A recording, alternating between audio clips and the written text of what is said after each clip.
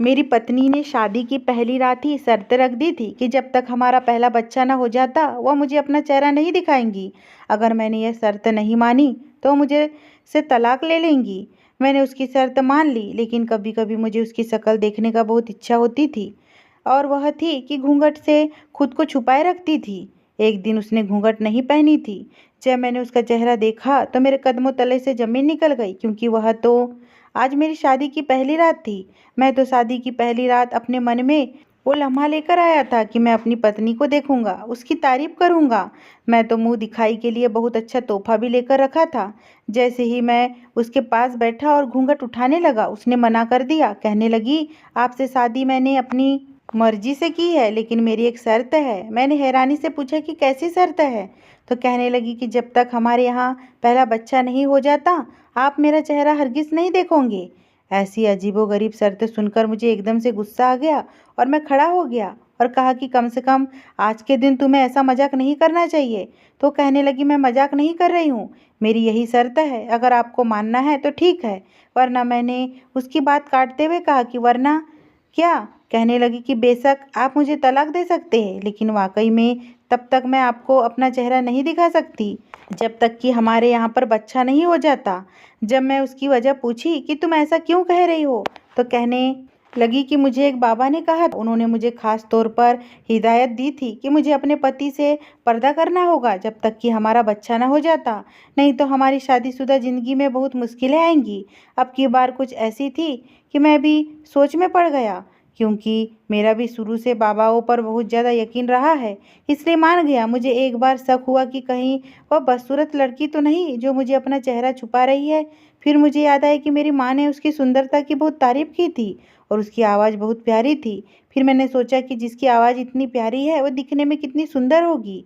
कुछ देर मैं सोचने लगा और फिर कह दिया कि ठीक है, जैसे तुम कहूँगी वैसा ही होगा। मैं नहीं चाहता था कि बात का बतंगड़ बन जाए और वह नाराज होकर चली जाए, इसमें हम दोनों, जिसमें खास तौर पर मेरी बदनामी होगी। और लोग तरह तरह की बातें करते कि पहली रात ही इसकी पत्नी इसे छोड़कर चली गई, तो मैं नहीं चाहता था कि लोगों को बात बनाने का मौका मिल जाए।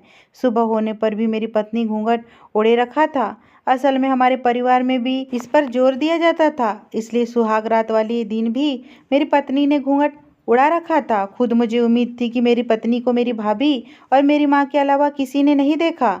जब तक मैं घर में मौजूद होता वह अपना चेहरा छुपाए रखती थी। कभी कभी मैं उसका चेहरा देखने के लिए मजबूर हो जाता था।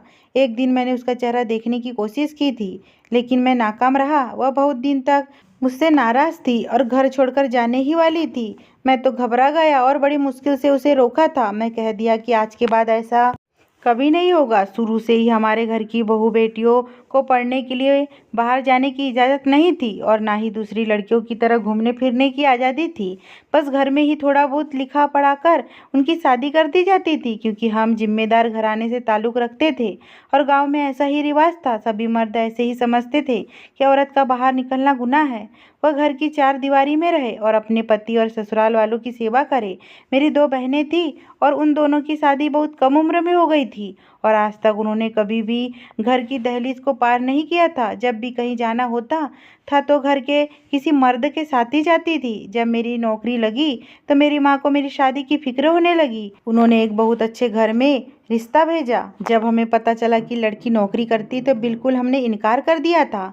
हमारे घर में शुरू से ही नौकरी करने वाली लड़कियों को अच्छा नहीं समझा जाता था। यहाँ शहर में ऐसी लड़कियाँ थी जो जॉब करती थी, यहाँ तक कि मेरे ऑफिस में भी आधी लड़कियां नौकरी करती थी। मैं अपने ख्यालात की वजह से मेरे ऑफिस में मुझे अलग समझा जाता था और मेरे इस विचार पर काफ़ी बार मुझसे बहस का भी सामना करना पड़ा था।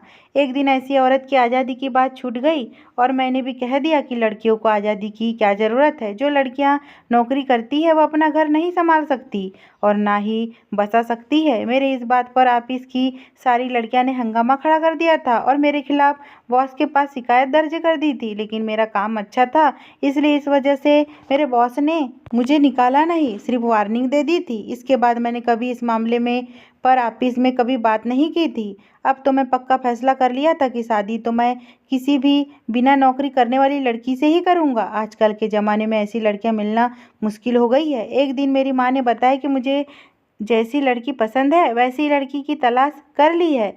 तो मुझे बहुत खुशी हुई और मैं शादी कर ली। लेकिन अपनी पत्नी की शर्त ने मुझे परेशान कर दिया। लेकिन धीरे धीरे मुझे उसकी आदत हो गई और मैं जान गया कि इससे अच्छी पत्नी तो मुझे मिल ही नहीं सकती। मेरी मौजूदगी में वह तो अपने आप को छुपा के रखती थी। लेकिन मैंने एक दिन अचानक से उसके बाल देख लिए। उसके बाल इतने लंबे देखकर मैं सब्र नहीं कर सका। अचानक उसका मुंह अपनी तरफ मोड़ लिया, लेकिन उसने जल्दी अपने चेहरे पर हाथ रख दिया और मैं उसका चेहरा नहीं देख सका। मैंने अपने हरकत पर उससे माफ़ी भी मांगी। मेरी यह कोशिश थी कि हमारे यहाँ जल्द से जल्द बच्चा पैदा हो जाए ताकि मैं अपनी पत्नी का चेहरा देख सकूं। और बहुत जल्द मुझे एक खुशखबरी मिल गई। अब तो मैं बहुत खुश हो गया और दुआएं करने लगा कि जल्दी से जल्दी 9 महीने गुजर जाए।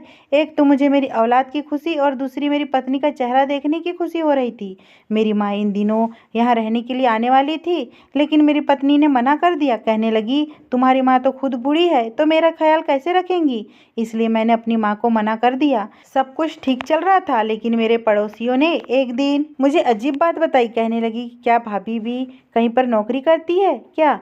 मैं चौंका और पूछने लगा कि तुम क्या बोल रही हो।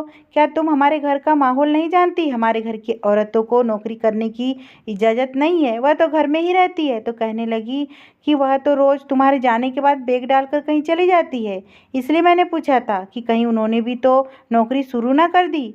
मैं यह बात सुनकर बहुत परेशान हो गया कि ऐसे कैसे हो सकता है कि मेरी पत्नी ने मुझे बिना बताए बगैर कोई कदम उठाया हो। वह तो घर से बाहर भी नहीं गई है। जब मैं ऑफिस से आकर इससे पूछा तो वह एकदम से घबरा गई और कहने लगी कि आप मुझ पर शक कर रहे हैं। हाँ, यह सच है कि मैं कुछ दिनों से घर से बाहर जा रही हूँ, लेकिन मैं डॉक्टर के पास चेकअप के लिए जाती हूँ और मुझे नहीं लगता कि इसमें कोई ऐतराज़ की बात हो। मुझे इसमें कोई ऐतराज़ नहीं है, लेकिन मेरी पत्नी को मुझे बताना तो चाहिए था। मैं चुप हो गया और कहा कि आइंदा से तुम कभी भी जाऊंगी तो मुझे बताकर ज़रूर जाना। मुझे पहली बार उसकी बात बुरी लगी थी, लेकिन मैं चुप हो गया। और नौकरी क्यों करेंगी वह, तो इतनी पढ़ी लिखी भी नहीं थी। लेकिन मेरी गलतफहमी बहुत जल्दी ही दूर हो गई। कमरे में किसी के गया शक नहीं किया। भला इसने तो आज तक मेरे सामने नौकरी की कोई ख्वाहिश नहीं की थी।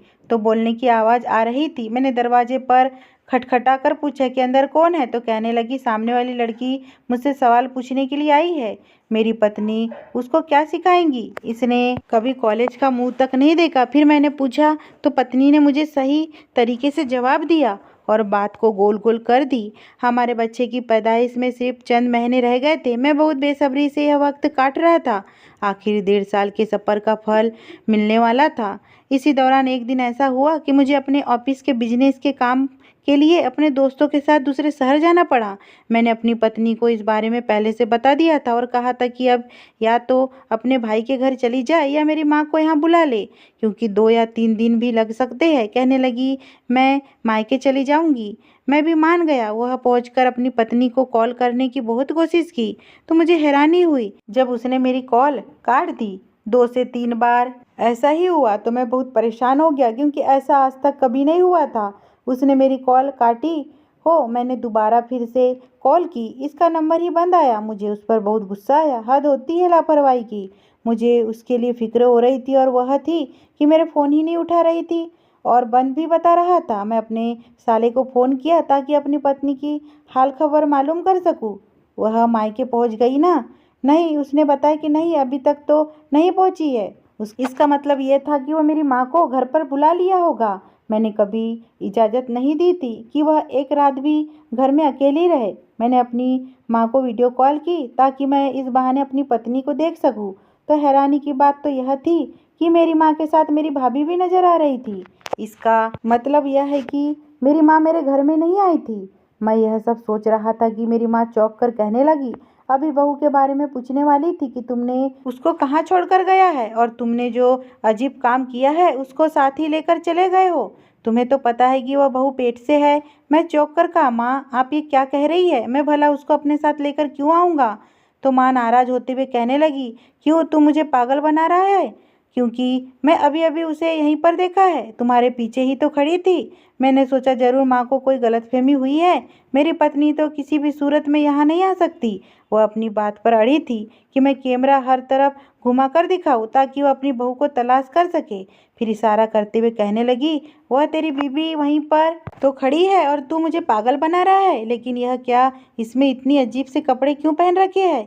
इसने नकाब नहीं पहन रखा है। मैं पीछे मुड़कर देखा तो मेरे पीछे मेरी बॉस खड़ी थी। उसकी नज़र दूसरी तरफ थी। शायद उसके बालों की वजह से मेरी माँ को लग रहा था कि वह उसकी बहू है। वह उसे अपनी बहू समझ रही थी। मैं अपनी माँ को समझाने की बहुत कोशिश की। फिर अचानक से आवाज़ देने लगा।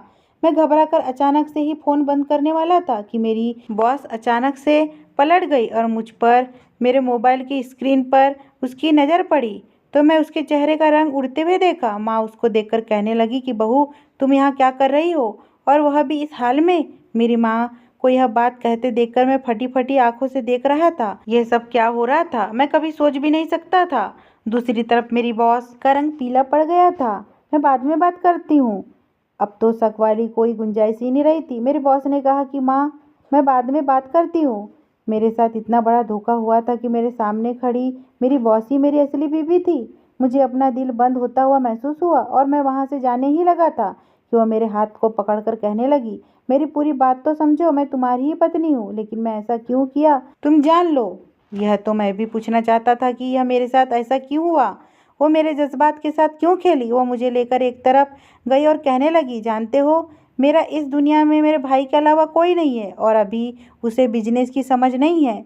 इस ऑफिस का सारा इंतजाम तो मेरे मैनेजर वगैरह ही देखते हैं। मैं बहुत कम काम पर आती हूँ और मैंने तुमसे शादी के बारे में कभी नहीं सोचा था, और तुम्हारी सोच जानने के बाद तो मैं बिल्कुल भी तुम जैसे इंसान से शादी करना नहीं चाहती थी। लेकिन जब तुमने एक रोड एक्सीडेंट में मेरे भाई की जान बचाई और खुद पर चोट खाई तो मेरे दिल में उतर गए। मैंने कभी सपने में भी नहीं सोचा था कि मैं तुमसे प्यार कर बैठूंगी। मैं यहाँ बहुत कम आती थी क्योंकि मैं मेन ब्रांच ही जाती थी। उसके बाद तुम्हारे खातिर यहाँ पर आने लगी और तुमसे शादी का फैसला कर लिया। लेकिन मैं यह नहीं जानती थी कि तुम कभी भी मुझसे शादी नहीं करोगे, क्योंकि तुम औरतों को लेकर बहुत ही गलत सोचते हो। मैंने फैसला कर लिया था कि क्योंकि मुझे तुम्हारी सोच बदलनी थी, और यह तभी हो सकता था जब मैं तुम्हारे साथ रहूंगी, और तुम तो कभी भी मेरे साथ रहने के लिए तैयार ही नहीं होते। इसलिए मुझे ऐसा नाटक करना पड़ा कि एक बाबा ने मुझे ऐसा कहा था, ये झूठ बोलना पड़ा। अब तुम बताओ कि मैं तुम्हारे साथ 1.5 साल से हूँ, मेरे व्यवहार में कोई खराबी दिखी है? तुमने यह महसूस किया हो कि मैं घर नहीं संभाल सकती या रिश्ते नहीं संभाल सकती? मैं तुम्हें बस यह एहसास दिलाना चाहती थी कि औरतें कमज़ोर नहीं है। औरत का भी मर्द के बराबर उतना ही हक होता है जितना कि मर्दों का। तुम ही बताओ कि क्या मैं अच्छी घरेलू औरत नहीं हूँ? मैं ऑफिस के साथ साथ घर को भी संभालती हूँ, मैं नौकरी करती हूँ, तो क्या मैं गलत हूँ? जमाना बहुत आगे बढ़ चुका है, इसलिए तुम भी अपनी सोच बदल दो। मैं अपनी पत्नी की सारी बातें सुनकर दंग रह गया। जिंदगी की इस रूप से तो हमने कभी महसूस ही नहीं किया था। मैं अपनी ही सोच में आज तक रह रहा था, लेकिन मेरी पत्नी बिल्कुल ठीक कह रही थी। उसके साथ रहते हुए 1.5 साल का समय हो गया था और मैंने इस समय में उसमें कोई खराबी नहीं देखी थी। वह हर लिहाजे में एक बेहतरीन पत्नी और घरेलू महिला थी। वह कहने लगी कि हाँ, मैंने तुम्हारे साथ धोखा किया है। मैं सिर्फ तुम्हें एहसास करवाना चाहती थी, जो भी तुम फैसला करोगे मुझे मंजूर होगा। मैं तो उसकी दूरी भी बर्दाश्त नहीं कर सकता था, क्योंकि वह अभी भी मेरे बच्चों को जन्म देने वाली थी और मैं उसे प्यार भी बहुत करता था। इसलिए मैंने उससे माफ़ी मांगी और वादा भी कर लिया कि मैं अपनी सोच को अपने आने वाले बच्चे पर कभी हावी नहीं होने दूंगा। आज मैं उसके साथ बहुत खुश हूँ। अगर ये स्टोरी आपको पसंद आई हो दोस्तों, और चैनल पे नए हो तो प्लीज़ चैनल को सब्सक्राइब और वीडियो को लाइक कीजिए। धन्यवाद।